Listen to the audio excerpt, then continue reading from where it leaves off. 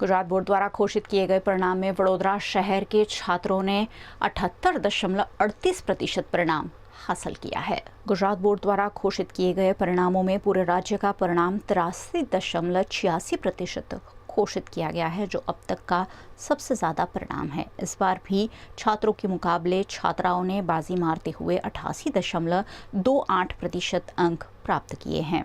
गुजरात माध्यमिक और उच्च माध्यमिक बोर्ड द्वारा ली गई 10वीं कक्षा की परीक्षाओं में वडोदरा का परिणाम 78.38% आया है।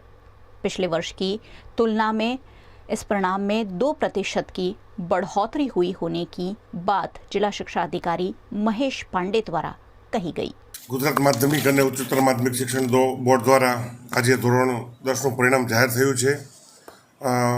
धोरण 10 परिणाम 78.38% है। गत वर्षे 74.65 हतुं। आम 2% परिणामनो વધારો થયો છે। कुल वडोदरा जिल्ला में 38,669 विद्यार्थीओ नोंधायेला हता। एनी सामे 37,993 विद्यार्थीओ परीक्षा में बैठा था।